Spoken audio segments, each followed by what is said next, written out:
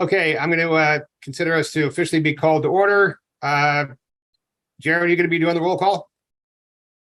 I will. Okay, Chair Caius. Present. Vice Chair Kohler. Present. Commissioner Lucan. Here? And just so for my own edification, is it Lucan or Lucan? Lucan. Perfect, thank you. Commissioner Bordeaux is currently absent. He said he would be here in a little bit. Commissioner Murray. Here.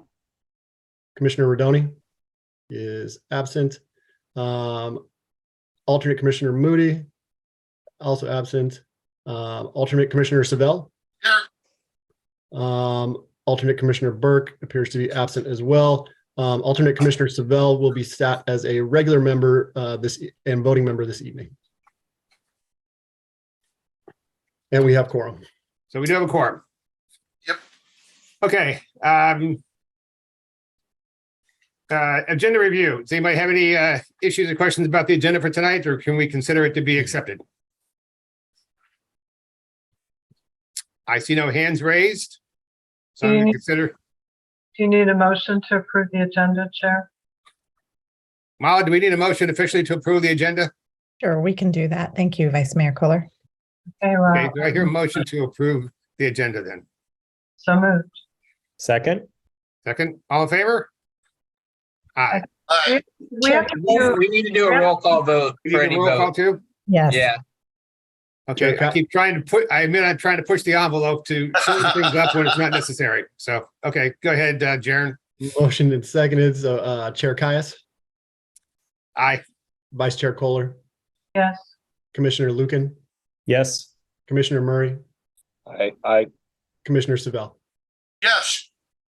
Motion passes. Okay. Next item is public open time. This is the point where anyone from the public may make a comment, make a statement to the board. I see only one member of the public that's on right now, Mr. Schultz. Do you have anything you would like to say to the board at this time that isn't on the agenda? He's muted right now, but he looks like he's saying no. Mr. Schultz, you're muted, but you're shaking your head no, so I'll take that as a no. Okay. Correct. Thank you. Yes. So let's move next item, consent calendar item. There are 3 items of consent tonight. One is the approval of the minutes for December 8th. Is the application of payments from December to January. And the third is the monthly resolution to allow for Zoom meetings. So does anyone have a desire to pull any of those items off of consent, or do I have a motion to approve consent for tonight? I'll move consent. Thank you, Craig. Craig's moving consent. Do I have a second? I'll second that, but just a quick note, we should check if the member of the public wants to comment. I'm sorry, what was that? I couldn't hear you, Barbara. We should check if any members of the public want to comment on consent. Yes. Okay. After we've had a second, but yeah, okay. So usually we do it before then, but okay. Okay.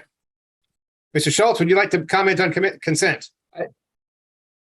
Okay. Chair, I don't think we need to ask every time. I think Mr. Schultz knows how to use the raise hand function if he wants to make a comment. I would think so too. Okay, so, but we do have a motion and a second. Jaron, you want to take a roll call? Yes, Chair Caius, Aye. Vice Chair Kohler, Aye. Commissioner Lucan, Aye. Commissioner Murray, Aye. Commissioner Savell. Yes. Motion passes. Okay, good. And so everybody should know this already, but this will be the last time we have to vote on Resolution 2301 for AB 361 because we will be terminating the Zoom calls. So one less thing to worry about. Okay, next item, public hearing. Jaron, I believe you're going to present the Golden Gate Corridor MSR. That is correct. Welcome, Commissioner Bordeaux. Let me... Good evening, Steve. Thanks for joining us. My pleasure. Apologies for my tardiness. We had a Central Marin Police Authority meeting, which is a quarterly one, and we went just a little long, but I'm here and ready to participate.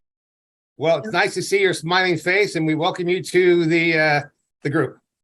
It looks like Commissioner Moody is also present. All right. I am going to jump off from here into the Golden Gate Corridor Region Municipal Service Review, which the public draft for that was released into the wild on Wednesday, January 18th. This evening, I have a presentation on the study to share with the commission.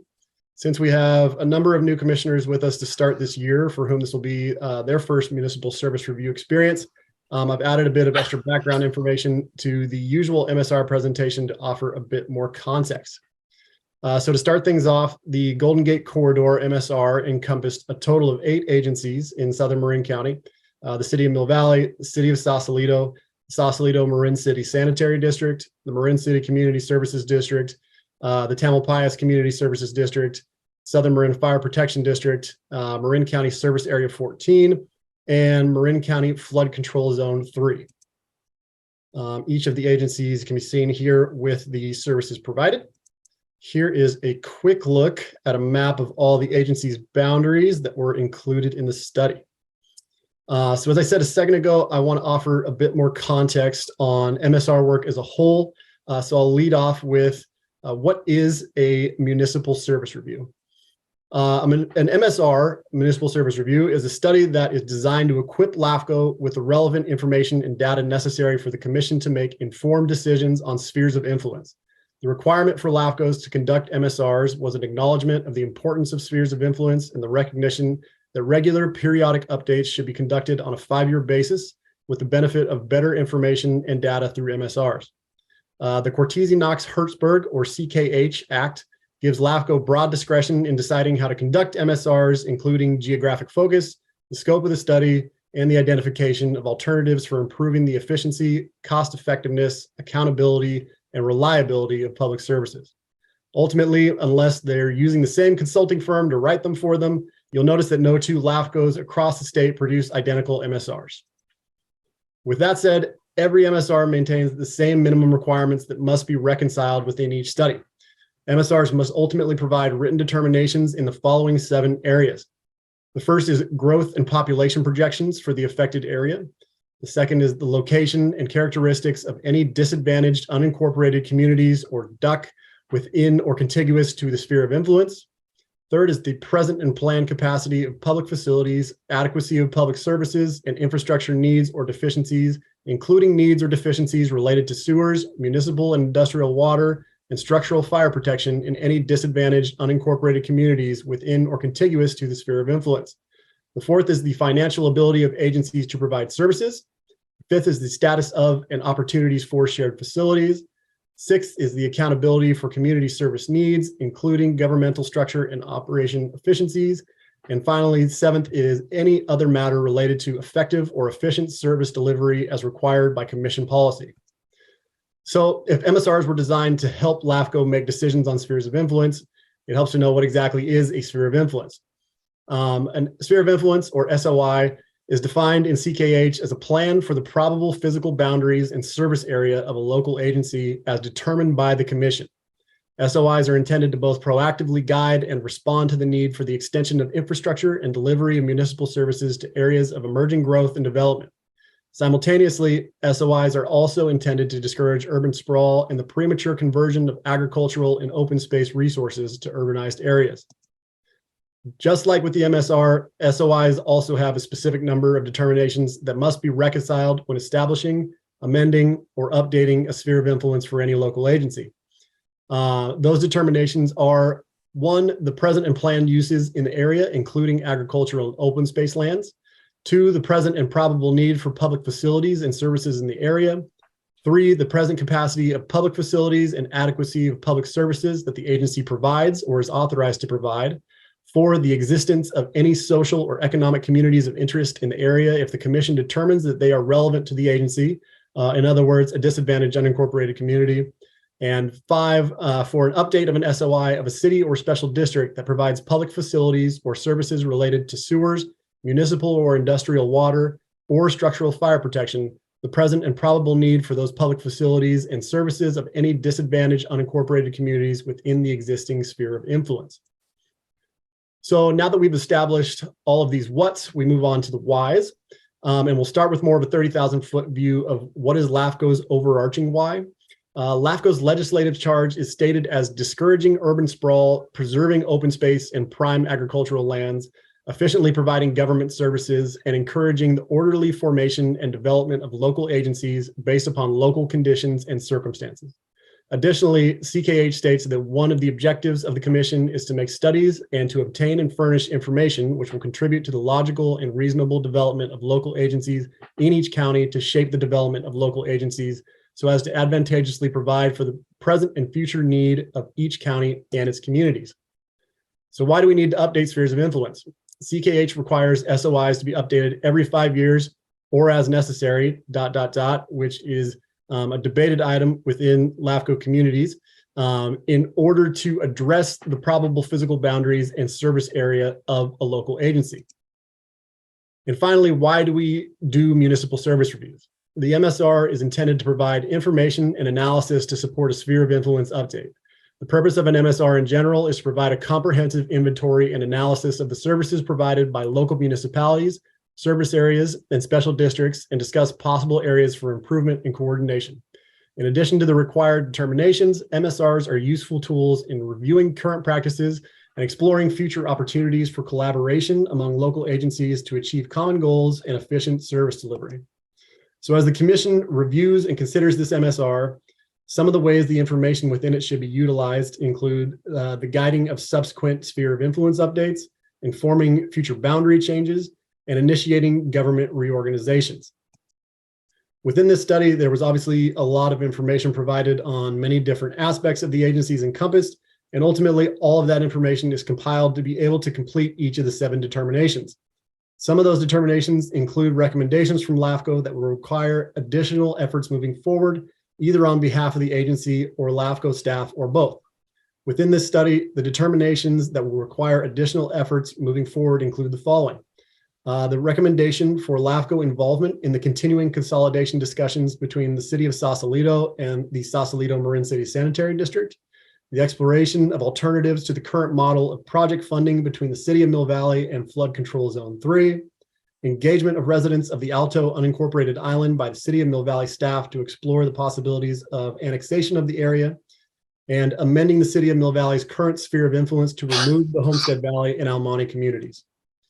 The public comment period for this study is currently ongoing and will run through the end of the day on Tuesday, February 28th. As of this morning, we haven't received any comments from either the agencies involved or any members of the public. We have received comments from a couple of commissioners. And with that, I will now turn it back over to the commission for any questions or discussion that you might like to have on this item.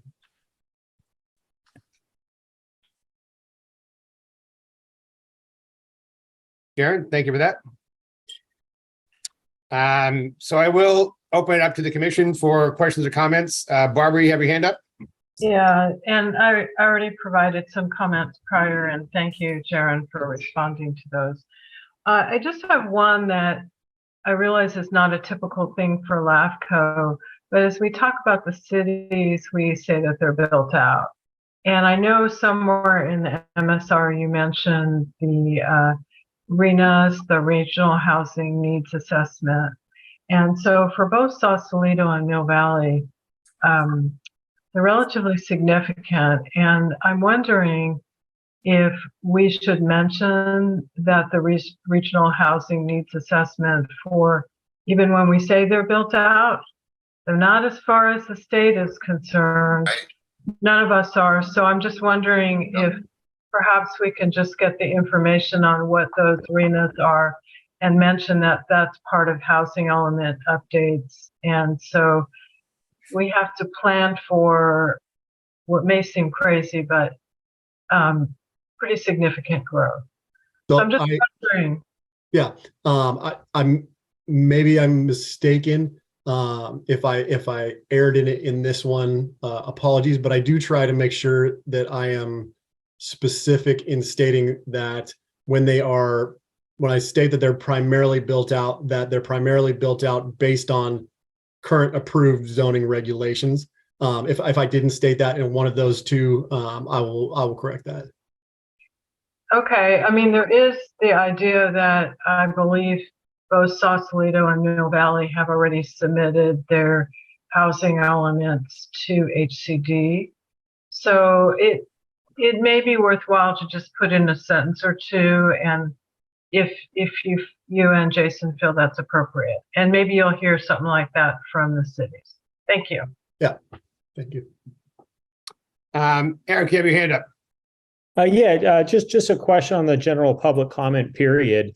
I'm curious, when you do these MSRs, how often will a jurisdiction actually reach out and ask for a presentation at their board or commission versus just staff providing comments? I know this one's probably a little bit unique because it covers so many jurisdictions, but just want to kind of see how we've done this in the past. Yeah, as part of our outreach, when Jaren sends stuff to them, we let them know we're more than happy to come and talk to their boards or commissions or, city councils, whatever it may be that runs their agency. I think so far of all of them that we've done, I want to say I've been to maybe 3 or 4 of them, and we're up to about 30 or 40 of them that have actually had MSRs done at this point. So we tend not to get a lot of them. The ones I tend to go to be perfectly fair, tend to be the smaller, and it's more like the CAC advisory committee more than it is like the CSA board itself, because that's the board of supervisors at the end of the day. But those tend to be where we tend to get to. When we did the Novato one, we had a couple of invites, but that was partly because that was an early one that we did, and some language we used got misinterpreted. So I had to go out and make sure people understood that what we were saying was not what they were interpreting it to be. And we did change the language in the final draft of the MSR. So we don't get a lot of acceptance of our invitation, but we do make the invitation to every agency. Gotcha. I'm curious, did the Marin City CSD request a presentation? They have not done so yet. Okay. Yeah, because I know they only meet, I guess their meeting would have already come and gone. But I guess they could always schedule a special meeting if there was interest. Yeah, I mean, if they had interest, our public comment period ends at the end of February. So, I'm sorry, whichever day. I'm thinking of the public, a different one. So if they came and said, hey, we are meeting in early March, we could easily accommodate that as well. It's not a problem for us to do it. We just try and keep a cutoff date so Jaren has time to then put the edits into a final version and get that all finalized. But we're always happy to show up and talk to any group. Actually, none of them this cycle so far have requested in the Golden Gate area for us to show up. So. Gotcha. Okay. And then last question, I'm curious, in looking at all the different agencies to participate, I don't know where they really fall in this, but there's been a lot of conversation over the past few years about the anchor out community and something like the Richardson Bay Authority. Is that an agency that would be, I don't know, it's kind of a different one. So maybe how does that tie into all this? The Richardson Bay Authority is actually a JPA, and generally speaking, LAFCos don't review JPAs with some very limited exceptions. Those exceptions are when they deal with police, fire, because those are central services for a city that we need to review. So when we review the city, if they're part of a JPA, like the Central Marin Police Authority, we review them at that point in time. The only other 2 JPAs that we do are SASM and Central Marin Sewer, because they have such a major impact on what costs could be for the consumers at the end of the day, that we review those JPAs as well. But normally speaking, JPAs are not inside of LAFCO's purview to review. Gotcha. That makes sense. And in this case, you'd be getting the feedback from the member agencies of the JPA for Richardson Bay anyways. Correct. Yeah. Wonderful. Thank you so much.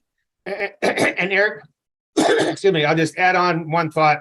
I've been now either a regular member or a advisory, whatever it is, backup member of LAFCo for coming up on 10 years. And I have personally approached cities, management there, offered it. I've attended Marin City meetings, and Marin City has never shown any indication that they want us to make such a presentation. So we have reached out to them. Okay, any other questions or comments from board members? Okay, seeing no hands raised, I will. 2 hands raised. Oh, I'm sorry, Todd. There we go. I just wanted to say it's a pretty good MSR, really. Thanks, Jaron. And but I want to chime in with Barbara. Eventually, we're going to have to create a template for this new growth that's going to happen, because especially our last MSR where we're doing West Marin, we were noticing deficiencies in some areas for water, emergency services, and so on. They're already deficient. So at some point, we're going to have to develop a template or something. I know that the state doesn't allow us to consider deficiencies when it comes to housing, but that's pretty serious if you don't have enough water and you build a bunch of units. So this is future work, but somehow, Jaron, when you're next time around or something, we might have to think of a bunch of more paragraphs to go here. But anyway, thank you very much for a good job. Just to address that, Commissioner Moody, when we do get to the big two water agencies, this is going to be a very hot button issue for us to talk to them about. The next round we're about to start is the SASM members, the independent SASM members. And then after that, we're doing the regional groups, which includes Northern Marin Water and Marin Water itself. And that will be a very big topic that will be part of the MSRs. How are you adjusting for all this new housing growth that is potentially there?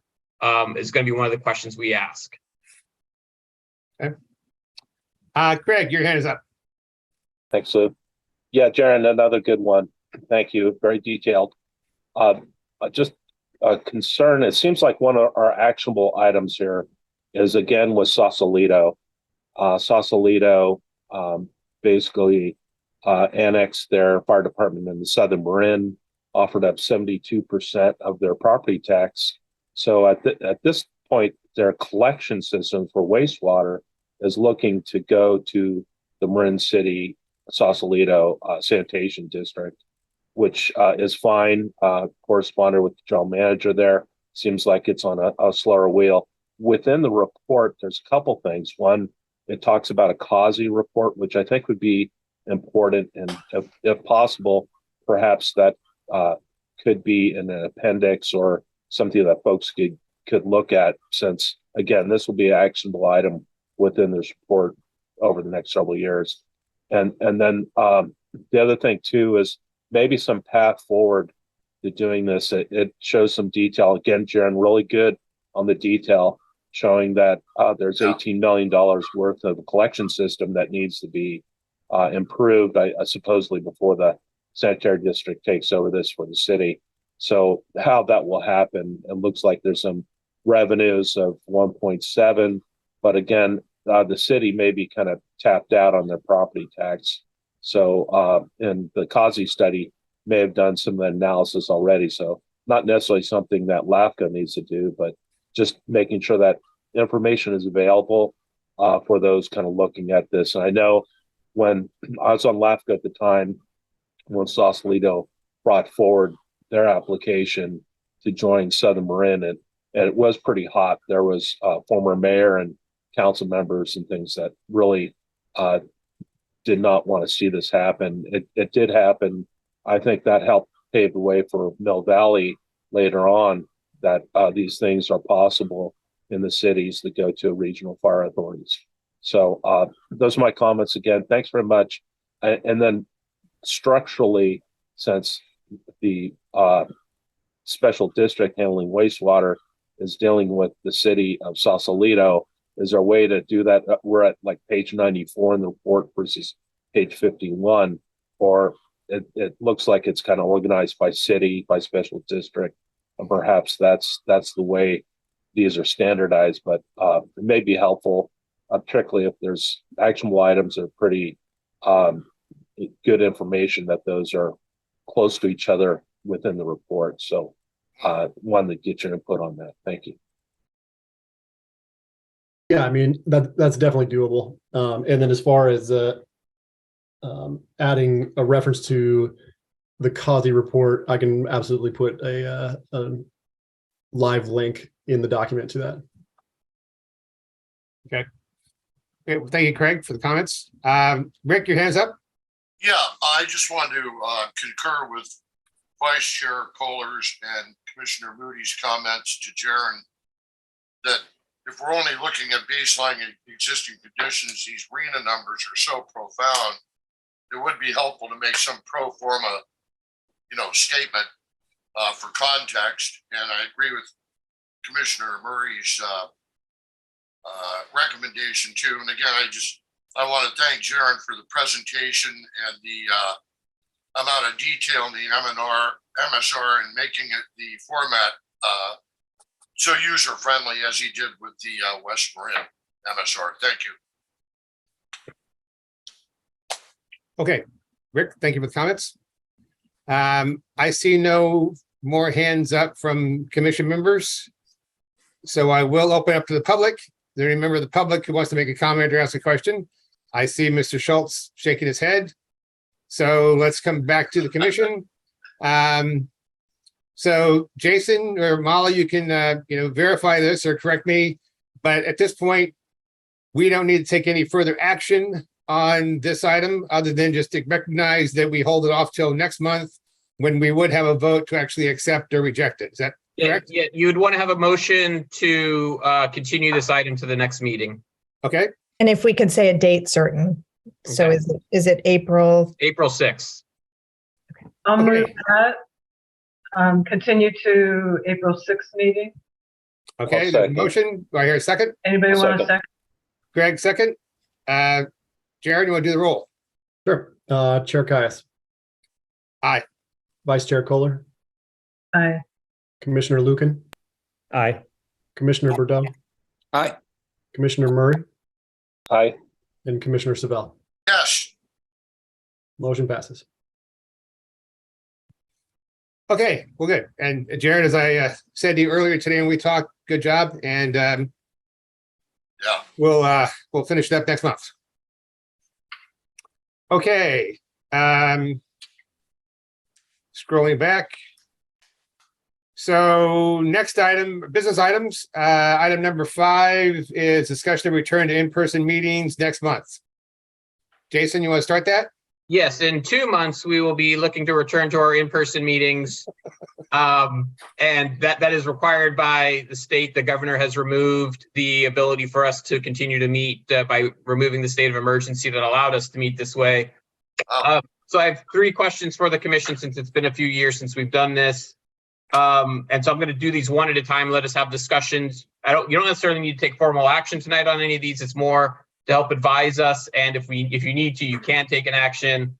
But no formal action is formally needed. So the first one is we do have, while all of us need to be showing up in person into a room, there are new state regulations that allow us for hybrid meetings to occur. So members of the public can attend meetings remotely if they wanted to.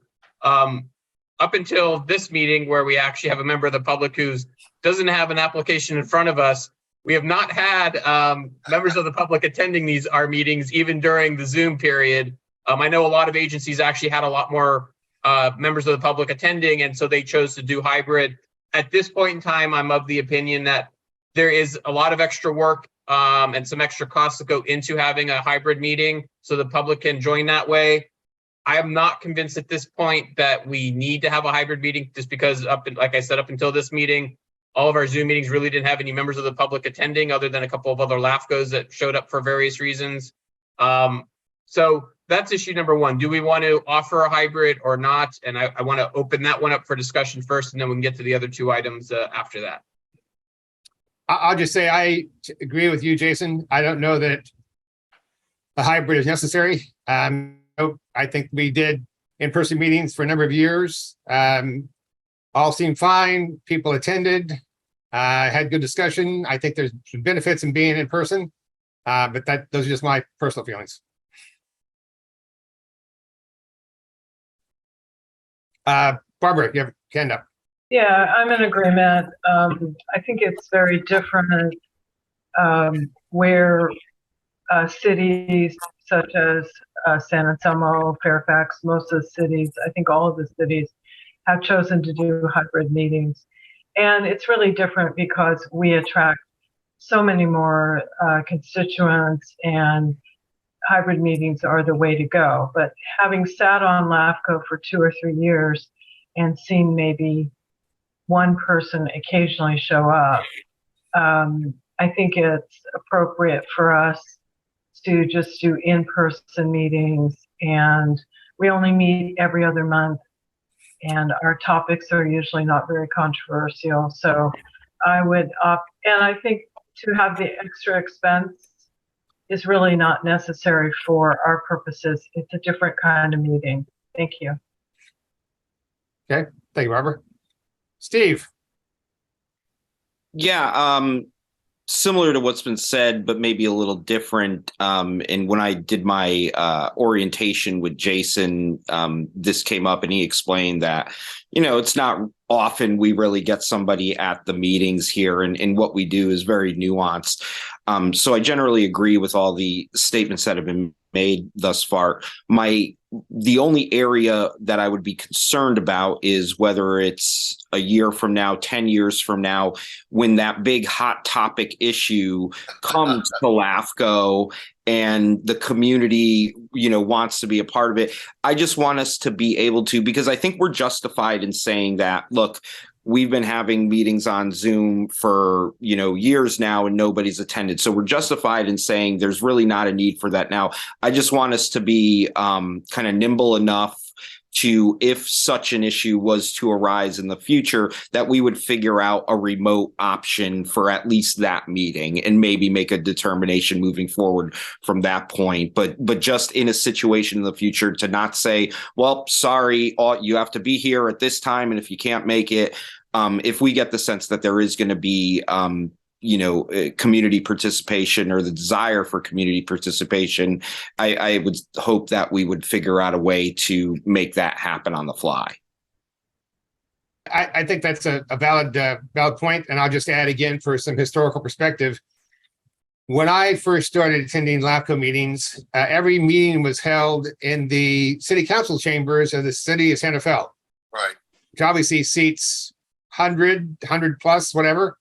And so if there was, like you said, Steve, in 10 years or 20 years or whatever, a hot topic that was going to have more people attend than we could accommodate in whatever conference room we'd be meeting in, I'm sure we could go back to finding a facility like the city council chambers, or we had one meeting in a very, very large room in Novato that I remember. So we've used other locations previously.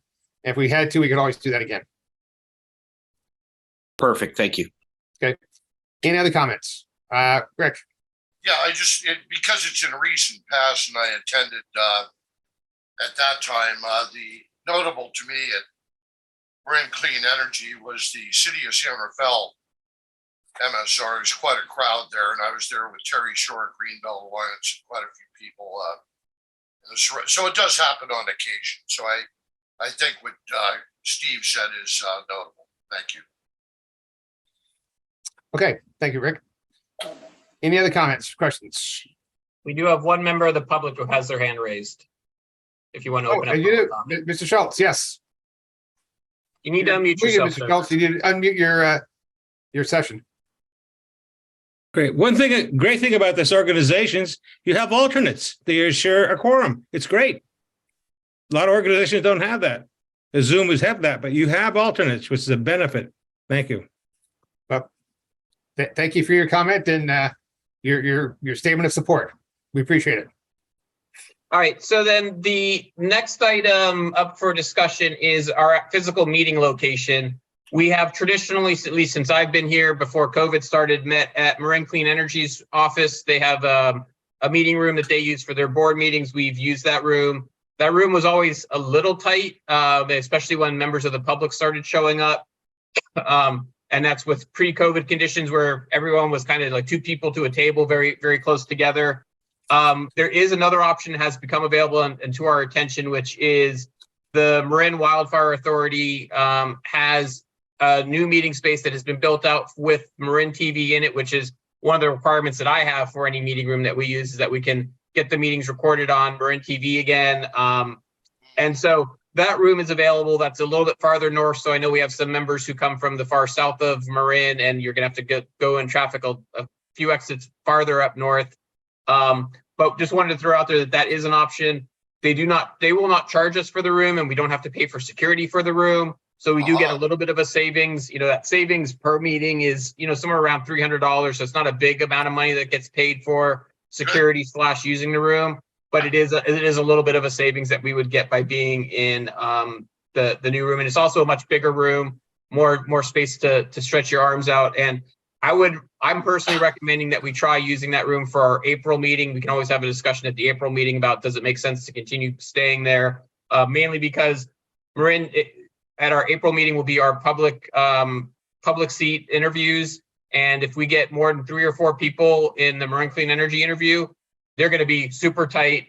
And we've already got 2 candidates that have applied, and I know that there's probably 2 or 3 more out there that'll be applying. So it might be wise for us to use the Wildfire Authority for at least the April meeting and test it out. But that's a decision for the commission to make. Okay, well, I think you've done some good investigation and analysis.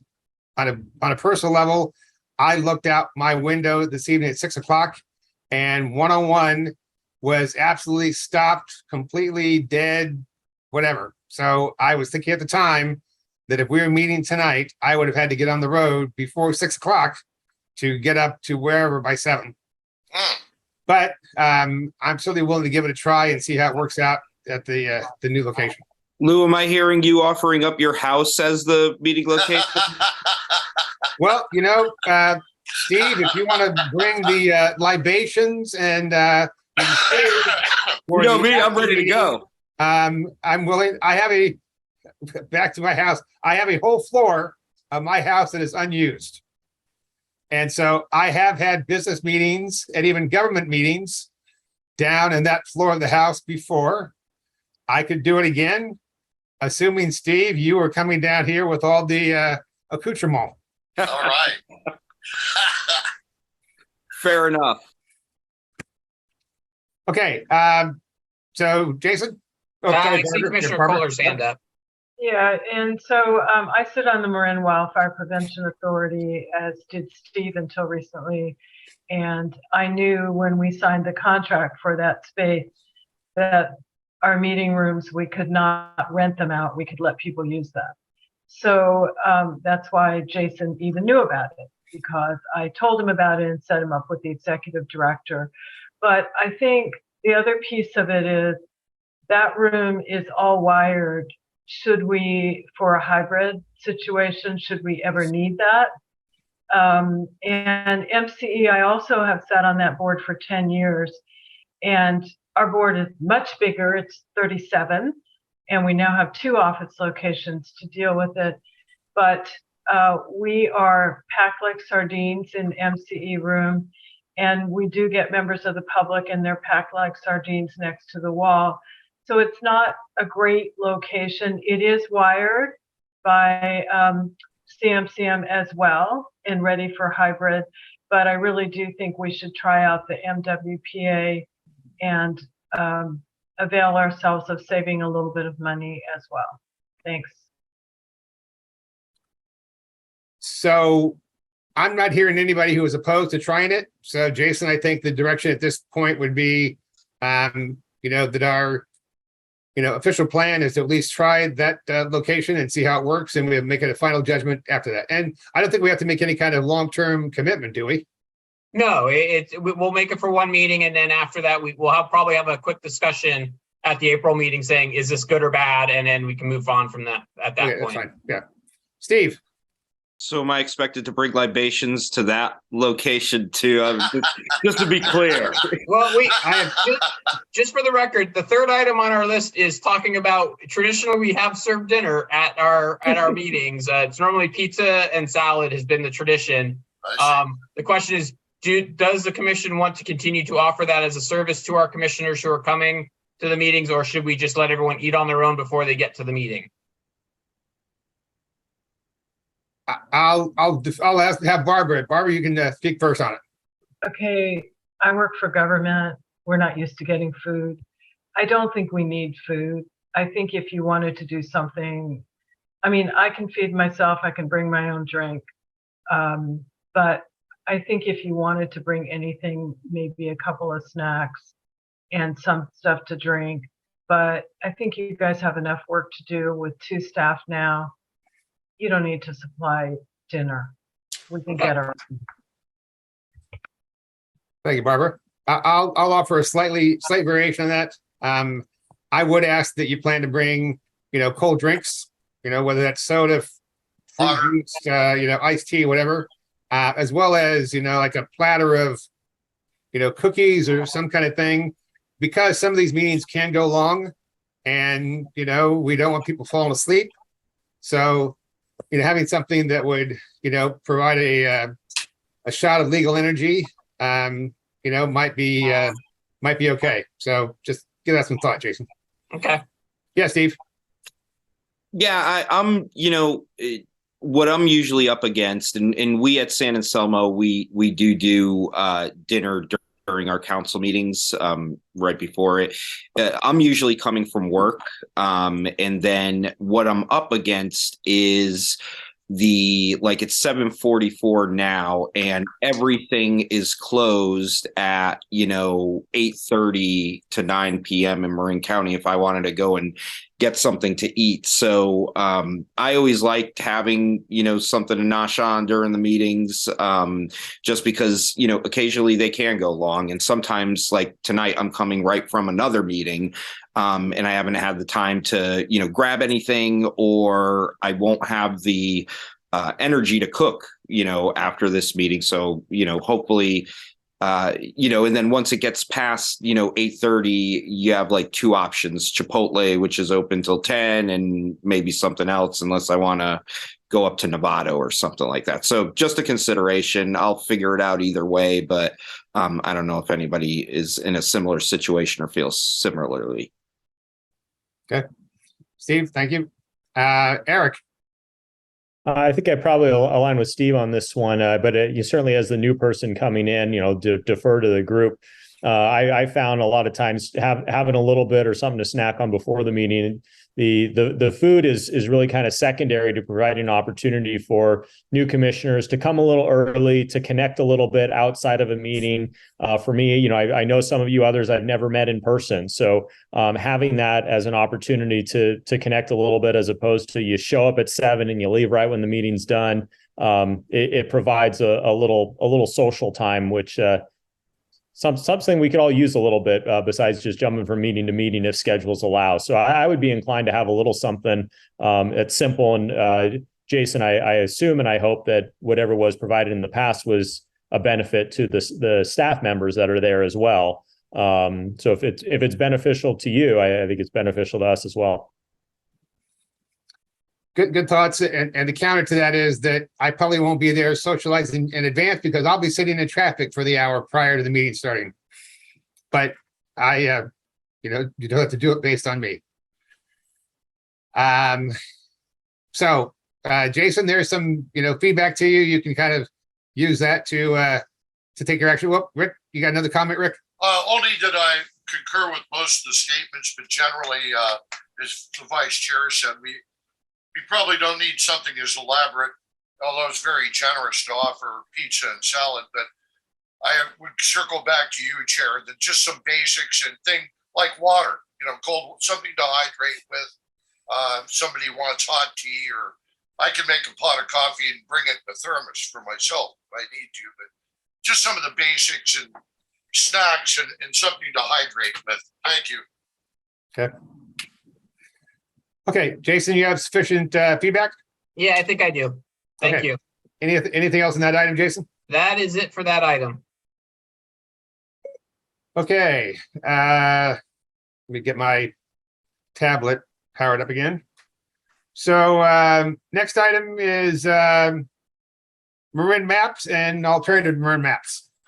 Jason? Yeah, so at our December meeting, the commission authorized a study to be done to see if there were any plausible alternatives and costs for those alternatives to us staying within the Marin map system. As I pointed out last time for our new members that maybe weren't at the last meeting, we have some issues within Marin map. It's an old antiquated system, which Marin map itself recognizes, and they've actually conditioned their own study to try and look at how they can revamp it as well. But it's just to be blunt, not working for us as well as it needs to be working for us anymore, because they're using old software that hasn't been in use for like 10, 15 years. And the people who knew how to run that system recently last year retired and or moved on to other jobs. And so in the packet, you have a copy of the study that was done that we paid for. In that study, it shows that we definitely have an alternative to Marin Map that we believe, Jared and I have both talked with the consultant about, that we think can be built for, somewhere around probably $12,000, $13,000 to build it. And then after that, you're talking about $1,200 to $2,000 to maintain it. And we pay $10,000 a year just to be in the Marin Map system as it is right now. So there's definitely a very cheaper, in my opinion, a cheaper option that is available to us, an option that the consultants, without even us asking, kind of mocked up a mini version of what it would look like to show Jaron and myself. And it looked a lot better than what we have today, which is not surprising because what we have today was built 20, 30 years ago. So pretty much anything you do now is probably going to look much better than what the old system looked like. We did get some comments from Marin Map. They do have some concerns about us leaving them. Part of it is price. Part of it is concerns about how to interact and work with the Marin Map system, because we need to share data and share information. Our consultant seems to think that we can work through all those issues and that we can do it. It is staff's recommendation that we move forward, that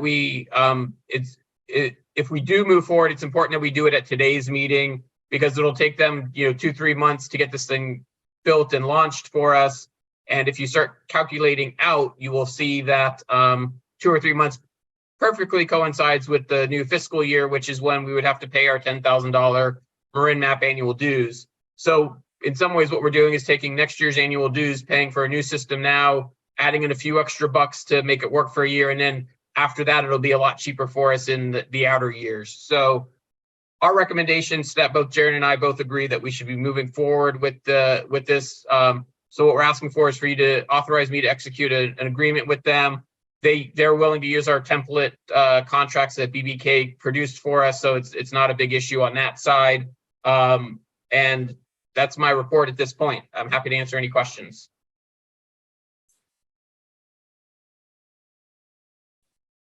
Lou, you're on mute. Thank you. Barbara, hands up. Yeah, I noticed in the contract or in their proposal, they have a couple of questions that they say need to be resolved by LAFCo and the county. First is, how will LAFCO and the county manage and coordinate on updates to layers? And 2, how will these data layers be provided to the public for download if LAFCO elects to take a more active role with management of the data and the web app? So those were the questions the potential contractors have. And I wonder if you have that sort of worked out. Yeah, we would work that out with Marin Map folks. The contractor said there's multiple options that we could use. We could either take the lead or they could.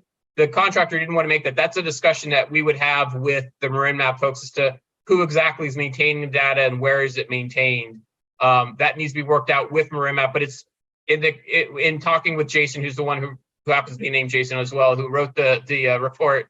Those are things that are easily worked out. It's just more of having that formal discussion with them and determining here's where it's laying and here's how it's going to work. And he kind of laid out 3 options that it could work with. And to me, I personally don't care which one it is, which I'm willing to go with whatever one makes it easiest for the county, because all 3 of them work perfectly fine for us. Okay, and just the only reason I raised that is because you said Marin Maps was raising some, or Marin IT was raising some issues, or Marin Maps. So I just want to make sure that we're not going to end up in a lurch. But thank you. It sounds like it's easily dealt with. Thank you very much. I'll say it should be easily dealt with if the county is willing to make it easy to deal with them. Well, just because you pointed out people have retired, people take a long time getting back. Hopefully it will work out, but those were the only concerns I had. Thank you. Okay. Otherwise, I think it's a great idea. Okay, thank you, Barbara. Rick, your hands up. Yes, thank you. Through the chair, Jason, on page 7, you have a list 1 through 5, and 5. What is an on-call agreement, or what are you trying to address here? Would that be in the event of periodic updates or for adjustments, or what is that provision trying to address? Yeah, so item 5, it goes in one of two directions depending on who's running the system. If we're doing updates, like when we get an application and we approve it, someone has to update the layers. So if we continue to use Marin County to update that layer, then we don't need to have an on-call system with them to do that. If we end up deciding, hey, it's cheaper for the applicant if they do it, or it's easier for the process if we have the consultants do it because they have the ability, they know how to do all that stuff, we could pay them instead to do it. So, and as well as, 2 years down the road, something happens to a website, something gets updated and the system's not working correctly, they can come in on call and fix it. So that's okay. There's the two aspects of the on-call side, depending on which way we go with it. Okay, thank you. Todd, your hands up. Yeah, it seems like we would still be held hostage to the county's database. They would seem to have to update their database as they go along. So I think this is a good plan. It sounds like you solve a lot of problems.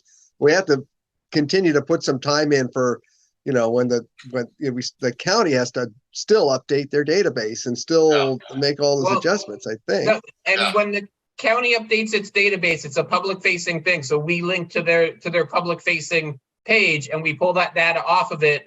The data automatically gets pulled off and put into our system from how I understand it works. And Jaron, if I'm getting some of the technical stuff wrong, please feel free to jump in on this. Yeah. I'll add to that. I mean, I think in a perfect world, if we go this direction, we would ultimately be the single source of information for LAFCO specific mapping.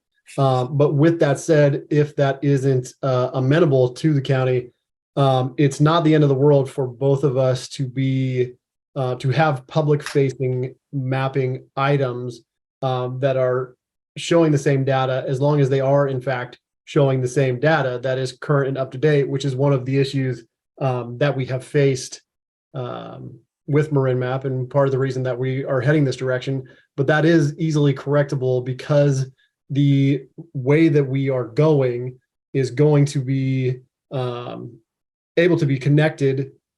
So when we make an update on our end, automatically it would update on the Marin Map end because they're pulling from the same source. So as long as we have identified who the single source of information is ultimately for the source data, everything else works itself out.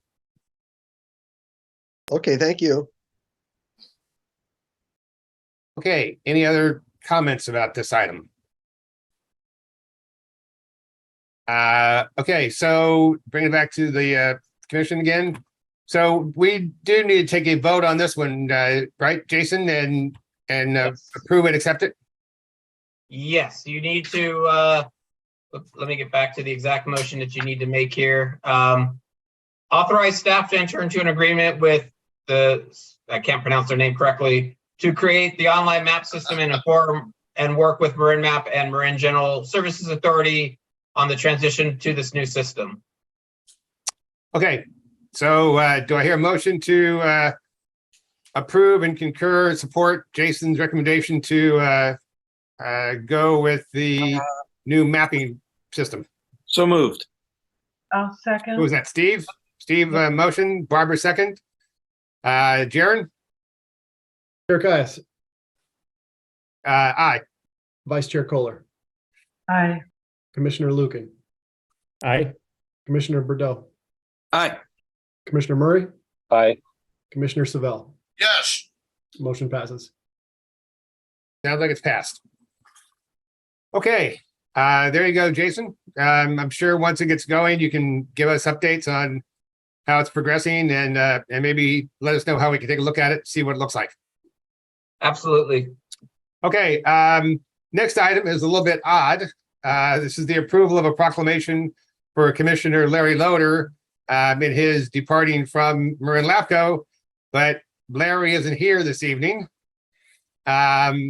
So what I would suggest is that, we go ahead and approve the, the motion for, the proclamation for Larry, and we can certainly, mail it to him, give it to him at a later time. But that seemed like the appropriate thing to do. So Craig, you have your hand up?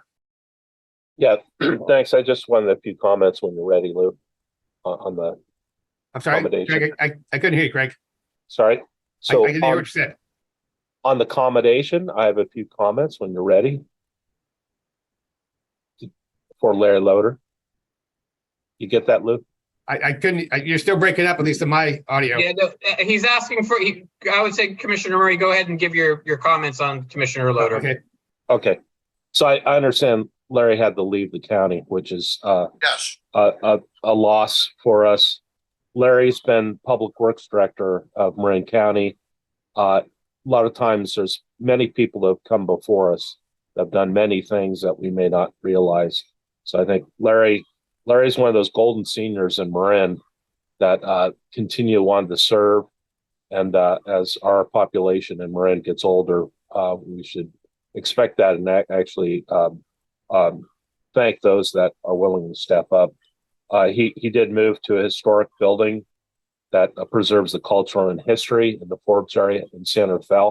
I believe that's where he's moving from, but I appreciate Santa Fe and those historic zones and that architecture. And Larry was very much a supporter of that. Larry also was city manager of City of Richmond and also Public Works Director.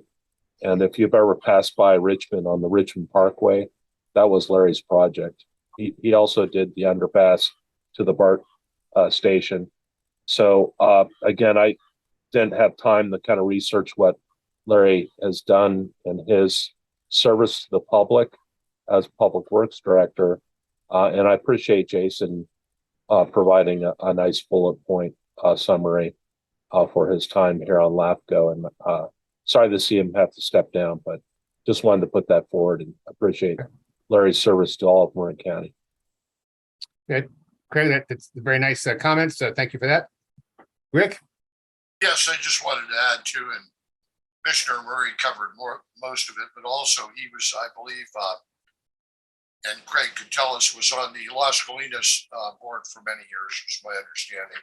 And Larry used to be a neighbor of ours in Las Ranchitas before he moved on, but he was on the Las Colinas board, I believe, for many years. And Craig could fill me in on that. Thank you. Okay, thank you, Rick. Any other comments from the commission? Or of the public? Okay, let's bring it back. So I'm going to ask for a full roll call on this, not because I think it's necessarily needed, but I think everybody can that way, voice their support in the proclamation, and then ask that Jason or Jaron, get it sent over to Larry as appropriate. So, Jaron, you want to take a roll call? Do we need a motion to approve the commendation? Yes. And a second. I'll second. Okay, motion is second. Chair Kais, Jaron, yes, aye. Vice Chair Kohler, Aye. Commissioner Lucan, Aye. Commissioner Bordeaux, Aye. Commissioner Murray, Aye. Commissioner Savell. Yes. Motion passes. Okay, well, if Larry were here, we'd say thank you for your service, Larry. And if you listen to the recording or watch the recording, we'll say it anyway. Larry, thanks for your service. Okay, Jason, back to you. Budget update. Okay, so just for the newer commissioners, I do the executive officer report. I tend to do it in rapid fire format. I go through each item pretty quickly. I do look at the screen. So if any of you have a question on an item, just raise your hand and I will stop and let you ask the question. Otherwise, I just roll through them as quickly as I can. So first up is the budget update. So far this year, we should be at 50%, 58% of our budget spent. Have only spent just under 50%. So we're coming in under budget for the year, which is good. That percentage will get a lot closer once we pay a couple of big bills here for this new Marin map system that we're creating, but we should stay under budget for the overall year for that purpose. So moving on to current and pending proposals. We have no new proposals for this meeting. However, you will see that 1367, the old 255 Margarita Drive application, expired, got terminated because they never completed terms. The San Rafael Sanitary District Board met to have a disconnect discussion. The day before that discussion, I received an application from 255 Margarita to do a connection with the understanding that they're actually going to be moving the lateral to the correct place that it was originally supposed to be put into, which is what caused us to have this hang up. Based on that, the San Rafael Sanitary Board delayed the decision until the end of April for the disconnect to occur, with the condition that if they complete the LAFCo application process, that the disconnect and they move, as well as moving the lateral, that they will stop the disconnect order, and we'll allow everything to be the way it should be, which is they're in the district connected correctly. So what you will see is at our next meeting, you'll see file 1370, which will be a repeat of 1367.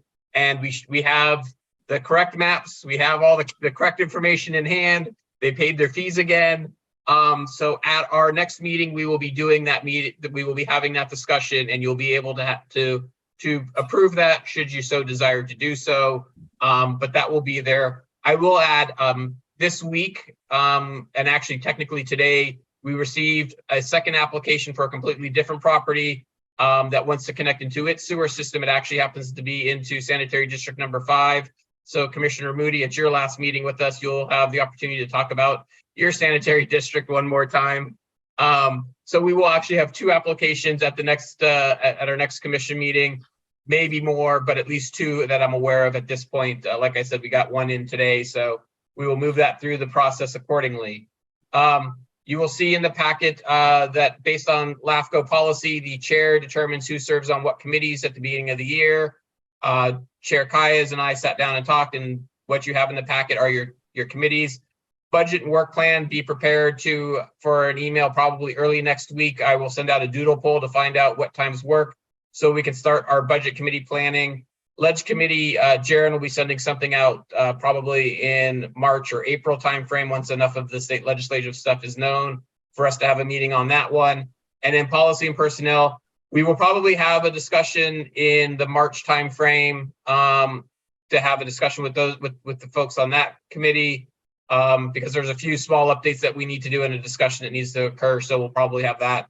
But those committees generally meet kind of near the beginning of the year, and then they don't meet again until the following year. So just so you have that information in front of you. In the packet as well, more of a verbal report. You will notice that there's been quite a transition, and a transition that's continuing to occur on Marin LAFCo. We have 2 new city town selections that are now on. We now have our 2 new county supervisors, since 2 of them retired or moved on to other office. The one that's not shown up today is the alternate for the county is Supervisor Moulton Peters, for those that know who she is. She will be the new county alternate for us. And then still continuing down that path, the special district have 2 seats that are coming up for election. Commissioner Kayas, his seat is up, and Commissioner Moody's seat is up. I understand from Commissioner Moody that he is not planning to reapply. The Marin chapter of the special districts had a meeting earlier today, and this issue was brought up. So I know they're going to be looking for at least 1 more person to hopefully fill Commissioner Moody's seat. And we'll see if anyone chooses to run against Commissioner Kayas for his seat. And then finally, the 2 public seats also happen to be up every 4 years at this point. And so Commissioner Loader just resigned, and we're not able to replace him until we get this process done. But at our April meeting, we will be doing interviews for that. I happened to be interviewed earlier today on KWMR. They got our press release, and they had me come on for an interview today to talk about what LAFCo is and talk about the fact that we have an open seat. So word is getting out there. We already have gotten 2 applications in. I am expecting probably 2 or 3 more at least. And so we'll see how that process goes at the April meeting. You'll get more on that. Continuing on, in our packet, you will have Cal LAFCo update, the quarterly newsletter and the calendar for the year. And then there is 1 correspondence at the end of the packet, which is from our auditors. They're currently in the process of doing the audit. I shared this letter with everyone already, so it shouldn't be a surprise to anybody. But if you have any comments of anything that you think of as suspicious over the course of the last year, you should immediately contact them because they're getting at this point, they're actually getting extremely close to finishing the audit. I would expect us to have that audit potentially at our April meeting for review at that point in time. Outside of items that I listed there, just so there's a few other just high level things. As I mentioned last week, unfortunately, we had to let our clerk go during her probationary period. It wasn't working out in the way that we had hoped and thought. So Jared and I are sitting down and having discussions about what we should be looking for doing. We probably will be coming out in the next couple of months with the job announcement and getting that put out there. In the short period of time, though, in between, Jared and I have kind of gotten used to working on our own when Olivia left us. So we have a good thing. One thing I do want to add that we have found is for ADA remediation, that was always the hardest thing for us to figure out how to get done in a quick manner. We recently discovered a system that is an AI system that helps do document remediation for ADA compliance. We were testing it out. The packet that you actually got today was put through that system. It is a much quicker, cleaner, easier system to use. It costs a few dollars to get, but I definitely think in talking with Commissioner or Chair Kayas that we're going to go ahead and purchase that software because our trial period is ending now. And so we're going to purchase that for a year and test it out for 1 year and see how it works for us because it's an annual thing. So if it turns out not to be as good as we thought, we can always get rid of it come next year. But it is a much smarter, better system for us to use. And then the final thing, just to prepare you for our April meeting, which will be on April 6th. It's a week earlier than normal, so don't forget that. But we will actually have a very big, long meeting, so prepare yourselves for that. On the agenda for that meeting is our public seat interviews, is the proposed budget. It's a two-step budget process. Our proposed budget will be on the agenda. The final, hopefully, assuming we don't get any major negative comments, the final version of the Golden Gate MSR will be up for approval. We will have at least 2 applications in the system, maybe more if another one comes in over the next couple of weeks. And then finally, my review is always done at the April meeting as well. So there'll be a closed session to have my review done, which will be an interesting one to do this year because half of you will have not served with me for more than 3 or 4 months, but you will get to have the opportunity to comment on what you've learned so far. And those of you that have been around longer, clearly you'll have plenty to say on my workload, hopefully. So that is everything I have for the executive officer's report. If there's any questions, happy to answer them. Jason, looks like you covered everything so well that there are no questions. That's the way I like it. So do I. Okay. Final items, commissioners open time. Any commissioners have any announcements or requests to make during open time?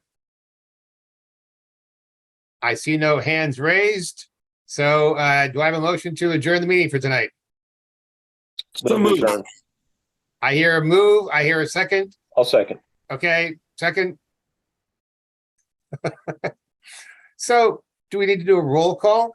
No. No. You actually don't even need to have a motion for There that. you go. Thank you, Mala. Motion to adjourn is always in order. Thank you, Mala and Steve. Okay, consider us adjourned at 8:12.